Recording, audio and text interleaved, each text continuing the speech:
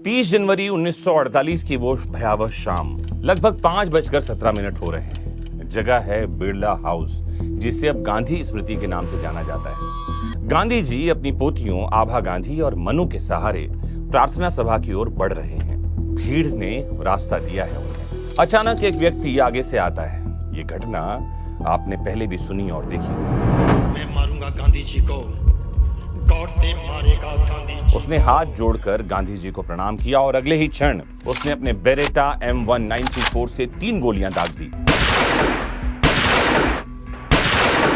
एक छाती में, दूसरी पेट में और तीसरी गांधी जी के फेफड़ों के क्षेत्र में। गांधी जी गिर पड़े। कहा जाता है कि उनके अंतिम शब्द थे, हे राम। हालांकि इस पर ऐतिहासिक बहस है, लेकिन हुआ क्या? गांधी जी नहीं रहे और पूरा राष्ट्र स्तब्ध रह गया। तो दोस्तों, इस इंट्रो से आपको समझ में आ ही गया होगा कि आज मैं आपको गांधी जी की हत्या के पीछे की कहानी सुनाने जा रहा हूं। नाथूराम गोडसे, गांधी जी और कई सारे अन्य किरदार इस कहानी में आएंगे। भारतीय इतिहास की एक कंट्रोवर्शियल कहानी में से एक कहानी ये भी आती है। क्या कारण था कि महात्मा गांधी को गोली मार दी गई? कौन था नाथूराम गोडसे? क्या कुछ मामला कोर्ट में चला था और कोर्ट कौन से नतीजे पर पहुंची थी? आज इन सब का खुलासा करेंगे इस वीडियो में हम। तो आपको लास्ट तक जुड़े रहना है और कोई डाउट हो तो नीचे कमेंट बॉक्स में जुड़कर पूछना है। आइए शुरू करते हैं यहां से। तो भारत आजाद हो चुका था दोस्तों। 15 अगस्त 1947 को अंग्रेज चले गए थे, लेकिन पीछे छोड़ गए वे विभाजन यानी पार्टीशन की ऐसी आग जिसमें लाखों लोग जल उठे थे। पार्टीशन ऑफ इंडिया के दौरान लाखों हिंदू, मुस्लिम और सिख मारे गए थे। करोड़ों लोग विस्थापित हो गए थे और पूरे देश में बदले और घृणा का वातावरण बन गया था। इसी समय महात्मा गांधी लगातार उपवास, फास्ट अनटू डेथ और शांति यात्राओं के माध्यम से हिंदू मुस्लिम एकता का संदेश दे रहे थे। लेकिन कुछ राष्ट्रवादी समूहों के लोगों को यह लगा कि गांधी जी मुसलमानों के प्रति बहुत ज्यादा सहानुभूति रख रहे हैं, पाकिस्तान को स्पेशली 55 करोड़ दिलवाने के लिए सरकार पर दबाव डाल रहे हैं और हिंदू हितों की उपेक्षा लगातार की जा रही है। यहीं से जन्म होता है कॉन्स्पिरेसी का, जिसने इतिहास की दिशा को बदल दिया। आइए बताऊं इसमें मुख्य किरदार कौन कौन है। तो कहानी के मुख्य किरदार तो है महात्मा गांधी, राष्ट्रपिता हैं। ये अहिंसा यानी नॉन वायलेंस और सत्याग्रह के प्रणेता माने जाते रहे हैं। दूसरा जो किरदार है वो है नाथूराम विनायक गोडसे। पूर्व पत्रकार है ये, हिंदू राष्ट्रवादी विचारक रहा है और मुख्य शूटर यानी प्रिंसिपल अजिलेंट नाथूराम गोडसे है। नारायण दत्तात्रेय आप्टे एक और किरदार हैं। गोडसे के निकट सहयोगी और षड्यंत्र के प्रमुख आयोजक दत्तात्रेय हैं। फिर है विनायक दामोदर सावरकर, जिन्हें वीर सावरकर कहा जाता है। हिंदू महासभा के प्रमुख नेता हैं। मुकदमे में आरोपी बने थे, पर साक्ष्यों के अभाव में इनको अक्विटल यानी बरी कर दिया गया था। फिर है मदन लाल पहावा। 20 जनवरी 1948 के असफल बम प्रयास के सहभागी हैं ये व्यक्ति।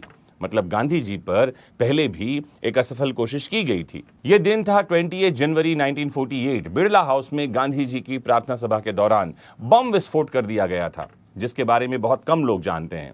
मदन लाल पहावा को पकड़ लिया गया, लेकिन बाकी षड्यंत्रकारी भाग निकले थे। दोस्तों, यदि उस दिन जांच एजेंसियां पूरे नेटवर्क को तुरंत पकड़ लेती और पूरे मामले का भांडाफोड़ होता तो शायद 10 दिन बाद होने वाली हत्या को रोका जा सकता था। 30 जनवरी 1948 की उस शाम को क्या हुआ? 5:17 पर जब गांधी जी अपनी पोतियों के साथ प्रार्थना सभा की ओर जा रहे थे, भीड़ में से आकर नाथूराम गोडसे ने गांधी जी को गोली मार दी।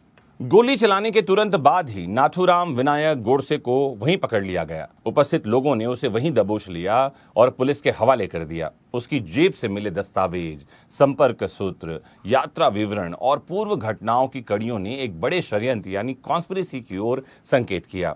इससे पहले आगे बढ़ते हैं दोस्तों, मैं आपको बता दूं क्या था 55 करोड़ रुपए का विवाद। क्यों गांधी जी पाकिस्तान को ये 55 करोड़ रुपए दिलवाना चाहते थे, जिसके कारण ये पूरा षड्यंत्र बना और गांधी जी की हत्या कर दी गई।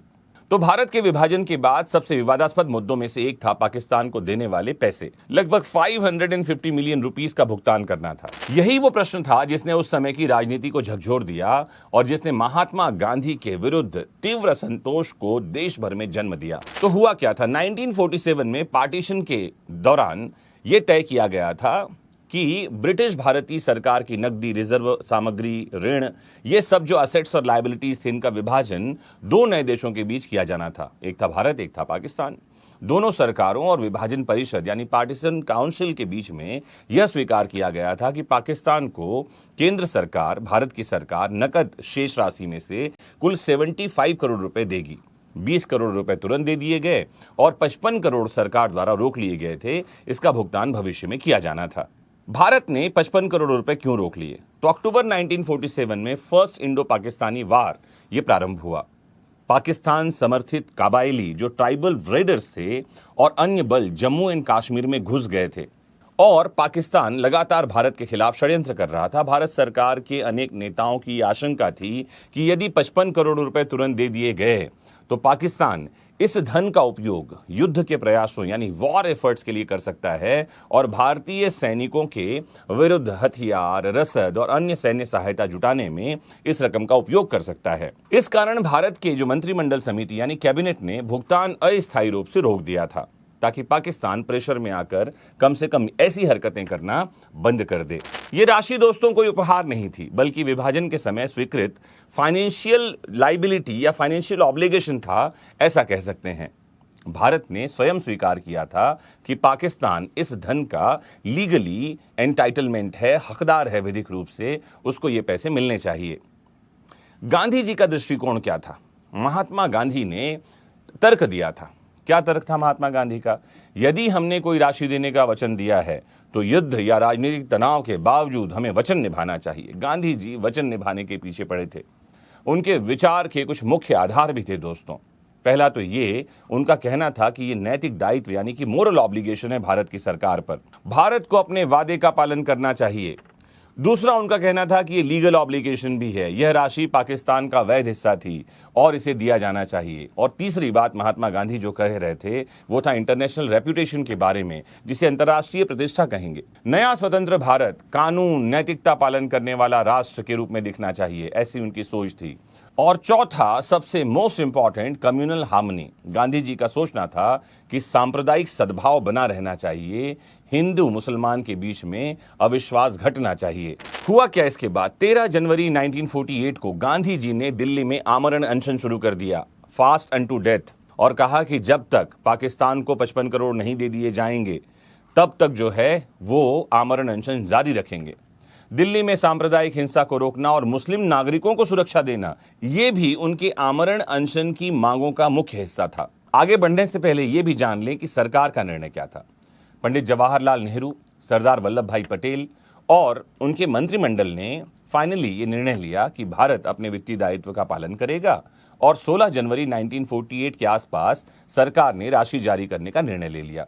भुगतान की प्रक्रिया शुरू हो गई। गांधी जी ने 18 जनवरी 1948 को अपना अनशन समाप्त कर दिया। अब यह घटना थी जहां कुछ राष्ट्रवादी समूहों और व्यक्तियों को लगने लगा कि पाकिस्तान भारत के विरुद्ध युद्ध जैसी स्थिति में है। ऐसे समय में धन दे देना राष्ट्रीय सुरक्षा के विरुद्ध है। गांधी जी सरकार पर अनावश्यक नैतिक दबाव डाल रहे हैं। नाथूराम विनायक गोडसे ने अपने बयान में इस मुद्दे को गांधी जी के प्रति अपने आक्रोश के प्रमुख कारणों में गिनाया था। आगे लिए चलता हूं दोस्तों, आपको जांच से क्या तथ्य सामने आए। सामने आया कि पूर्व नियोजित षड्यंत्र था, ये प्री प्लान्ड कॉन्स्पिरेसी। यह हत्या कोई अचानक किया गया कृत्य नहीं था, बल्कि सप्ताहों की योजना इसके पीछे शामिल थी। फिर 20 जनवरी का असफल बम प्रयोग, ये जो मदन लाल पहवा की गिरफ्तारी ने पूरे नेटवर्क को एक दिशा दिखाई थी। हथियार की व्यवस्था एक इंपॉर्टेंट कड़ी थी। हत्या में यूज किया गया बेरेटा M1934 पहले से प्राप्त करके सुरक्षित रख लिया गया था। आइडियोलॉजिकल मोटिव, गोडसे का मानना था कि गांधी जी की नीतियां राष्ट्रहित के विरुद्ध हैं और उनका यह भी मानना था कि गांधी जी और राष्ट्र में से एक को चुनना पड़े तो हम राष्ट्र को बचाएंगे, गांधी जी को नहीं। पॉलिटिकल सिनेरियो क्या था दोस्तों? हत्या के समय विभाजन की हिंसा से भारत उबरने की कोशिश कर रहा था, शरणार्थी संकट से जूझ रहा था, पाकिस्तान को 55 करोड़ रुपए देने को लेकर विवाद था और तो और पूरा देश सांप्रदायिक तनाव से ग्रस्त था। गांधी जी के जो उपवास और शांति प्रयास है, इसे कई लोग इस तरह से देखते हैं कि यह मुसलमानों के पक्ष में किया गया उनका प्रयास था, देश के पक्ष में नहीं। गांधी जी की हत्या के बाद क्या हुआ? देश भर में शोक और आक्रोश फैल गया। कट्टर संगठनों पर कार्यवाही शुरू हो गई। राष्ट्रीय एकता पर नए सिरे से जोर दिया गया। क्वेश्चन क्या उठा इसके बाद? न्यायालय के सामने कुछ प्रश्न थे। क्या हत्या पूर्व नियोजित षड्यंत्र था, क्रिमिनल कॉन्स्पिरेसी थी? क्या नाथूराम गोडसे ने जानबूझकर हत्या की? क्या सह अभियुक्तों की भी भूमिका थी? क्या विनायक दामोदर सावरकर के विरुद्ध पर्याप्त साक्ष्य थे? क्या अभियोजन द्वारा प्रस्तुत साक्ष्य एवं सर्कमस्टेंशियल एविडेंस दोषी साबित करने के लिए पर्याप्त हैं? कोर्ट ने क्या निर्णय सुनाया? तो दोस्तों, इस मामले में जो अपील सुनवाई हुई, ये ट्रायल एट रोड फोर्ट हुआ। इसे लाल किला मुकदमा कहा गया।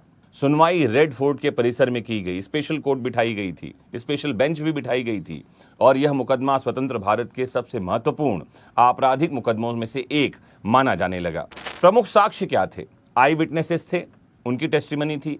बैलिस्टिक एविडेंस, हथियार और बैलिस्टिक रिपोर्ट थे।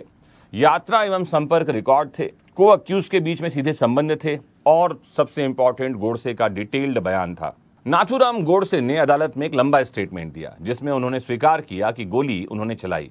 अपने कृत्य को वैचारिक कारणों से प्रेरित बताया। लेकिन कोर्ट ने अपने जजमेंट में स्पष्ट किया कि वैचारिक असहमति किसी भी व्यक्ति को कानून अपने हाथ में लेने का अधिकार नहीं देती। 10 फरवरी 1949 को कोर्ट ने निर्णय दिया, डेथ सेंटेंस, मृत्यु दंड। नाथूराम, विनायक गोडसे, नारायण दत्तात्रेय आप्टे, इन दोनों को सजा दी गई और विनायक दामोदर सावरकर को साक्ष्य के अभाव में बरी कर दिया गया। 1948 से लेकर आज 2026 तक इन दो बातों को लेकर पूरी दुनिया दो धड़ों में बटी हुई है। कुछ तो वो लोग हैं जिनका ये मानना है कि सावरकर ने जो कुछ भी किया वो राष्ट्र को बचाने के लिए था, और स्पष्ट कुछ लोगों का ये मानना है कि जो कुछ भी हो, हिंसा करने का अधिकार किसी के पास नहीं है। एक सभ्य राष्ट्र में किसी भी तरह की हिंसक गतिविधियों से बचा जाना चाहिए। मुझे उम्मीद है कि आज के इस वीडियो के बाद आपको समझ में आया होगा गांधी जी का पूरा मामला क्या है। गांधी हत्याकांड और रेड फोर्ट ट्रायल के बारे में आपने समझा होगा। साथ ही आपने ये भी समझा होगा कि क्यों नाथूराम गोडसे ने गांधी जी की हत्या की थी। अगर आपको हमारा ये प्रयास पसंद आया है तो जरूर कमेंट बॉक्स में जय हिंद लिखिए और साथ में ये भी लिखिए कि आप देश के कौन से कोने से आते हैं, ताकि हमें पता चले कि हम जो ये कानून और ज्ञान की मशाल जला रहे हैं इसकी रोशनी कहां तक पहुंच रही है। मोस्ट इंपॉर्टेंटली, अगर आप किसी और केस के बारे में ऐसे ही कहानी के माध्यम से उस किस्से को समझना चाहते हैं तो कमेंट बॉक्स में केस का नाम लिख भेजिए। मुझे खुशी होगी आपके लिए ऐसा एक वीडियो बनाकर। सबसे इंपॉर्टेंट क्या है, अपना खूब ख्याल रखना है आपको, क्योंकि आपका होना ही तो इंपॉर्टेंट है। जुड़े रहिए आपके अपने फेवरेट प्लेटफॉर्म वैदिक शिक्षा से। आज के लिए विदा दीजिए। नमस्कार, जय हिंद।